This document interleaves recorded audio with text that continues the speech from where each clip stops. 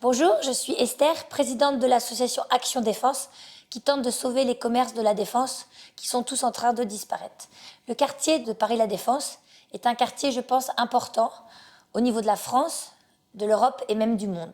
Le télétravail semble s'être installé de façon pérenne et c'est en train de nous tuer tous. Je voudrais savoir si vous qui nous regardez aujourd'hui, vous appréciez, pendant le service du midi, d'aller déjeuner avec vos collègues dans un restaurant où on vous propose des choses faites maison, avec des concepts différents. Si vous êtes heureux, après le travail, d'aller prendre une bière avec vos amis. Eh bien, sachez que tout cela est en train de disparaître et que c'est un nouveau monde qui est en train de se mettre en place. Nous, les commerçants de la Défense, nous ne pouvons plus assurer nos charges fixes puisque nous n'avons plus personne qui vient chez nous le vendredi, ni le lundi. Et dès qu'il y a un pont, un jour férié, la moindre contrariété, s'il fait froid, s'il n'y a pas de train, s'il n'y a pas de carburant, en fait, le travail étant maintenant à la carte, nous qui avons des charges fixes des salariés, nous n'arrivons plus à gérer. Et moi, en tant que présidente de l'association, j'ai vu disparaître vraiment beaucoup de commerces. Je pense à Olivier, qui était coiffeur depuis 22 ans à la Défense, qui a laissé une dizaine de salariés sur le carreau. Je pense à Simon, qui à plus de 50 ans devait retrouver un travail pour pouvoir assumer les dettes qu'il avait contractées. Malgré le fait que son restaurant soit fermé, il est parti avec des dettes et doit trouver un travail de chauffeur parce que le travail de restaurateur l'a usé. À la Défense, il y avait 7 coiffeurs. Sur 7 coiffeurs, 3 ont déjà fermé. Tous des quartiers qui sont en train de se désertifier et les commerces indépendants ne peuvent plus survivre. Je pense à Clara, qui n'a même plus de quoi acheter des tickets pour la patinoire pour ses enfants. La liste est tellement longue que j'ai du mal à résumer toutes les détresses qui sont aujourd'hui. Et le gros problème en France, c'est qu'on n'arrive plus à vivre de notre travail. Si on a beau travailler du matin jusqu'au soir, faire des horaires de fou, consacrer toute la vie personnelle, mettre tout ce qu'on a, toutes les économies qu'on avait, toute la vie dans le projet, en fait, plus personne n'arrive à s'en sortir. Et là, il faut se poser la question. Les PME sont quand même le tissu de l'emploi en France. Les PME font vivre le quartier de la Défense, font l'activité, font la vie de Paris La Défense. Les tours sont en train de se vider. Il y avait encore un article dans les Échos hier qui disait la situation catastrophique de la Défense. Quel avenir veut-on pour la Défense? Un quartier avec des tours vides? Un quartier sans âme, sans commerce, sans vie? C'est ce qui est en train d'arriver.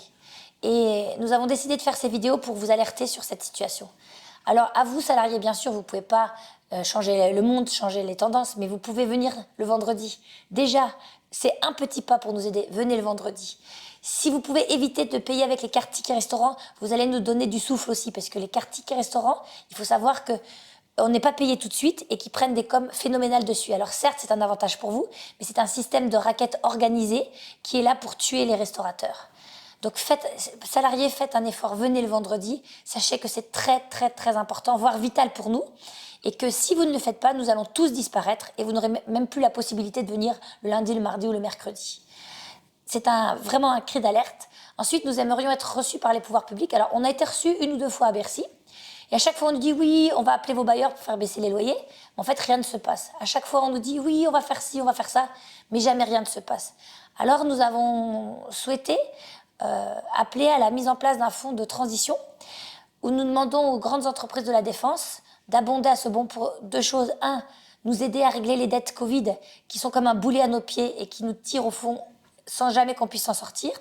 Et 2, nous aider à faire face aux charges sur cette période peut-être transitoire de 2 voire 3 ans avant que le quartier de la Défense puisse revivre, grâce notamment au parc, à l'arrivée du nouveau RER. Et avec l'association et tous ses membres, nous pensons que nous sommes un genre de service public pour les salariés des grandes tours, de ces multinationales de la Défense, des petites PME qui sont là. Et je pense que si nous partons, vous aurez de plus en plus de mal à fidéliser vos salariés. Pour vous, c'est peut-être une goutte d'eau. Pour nous, c'est vraiment une montagne qu'on n'arrive pas à soulever, même en travaillant du matin jusqu'au soir. Donc, s'il vous plaît, si vous voulez bien nous recevoir, les grandes multinationales de la Défense, aidez-nous pour sauver tous ces commerçants qui sont en détresse avant qu'un drame n'arrive. Parce qu'il y a déjà un restaurateur qui a déjà émis l'idée de se jeter depuis la Grande Arche. Et à chaque fois en France, il faut attendre qu'il y ait un drame. Alors là, si vous regardez les journaux, on a déjà été alerté par tous les moyens qui étaient en notre possession, la presse, la télévision, on a fait des manifestations, des rassemblements sous la Grande Arche. Et en fait, on parle de nous peut-être aller un jour ou 2, et après c'est déjà oublié. Mais derrière, ce sont des vies entières, ce sont des familles, ce sont des salariés, énormément de salariés. Ce sont nos fournisseurs qui sont aussi en très très mauvaise posture parce qu'on n'arrive plus à régler les fournisseurs et nos fournisseurs vont rester sur la paille. Après, ce que j'essaie d'expliquer aussi à l'État, mais ça paraît tellement simple. Toutes les entreprises qui ont déjà mis la clé sous la porte, tous ces commerces, toutes ces PME, elles avaient souscrit au prêt garanti par l'État. Et qu'est-ce qui s'est passé? Le prêt garanti par l'État, il a été perdu. Pour nous, le prêt garanti par l'État est en train de nous assommer. On n'arrive pas à régler les charges courantes, plus le prêt garanti par l'État. Alors, s'il vous plaît, trouvez un système pour nous alléger ce prêt garanti par l'État, que certains appellent le poison garanti par l'État. Alors, vous dites oui, mais on ne peut pas faire ça parce que l'Europe, si, ça. Mais toutes ces dettes vont rester.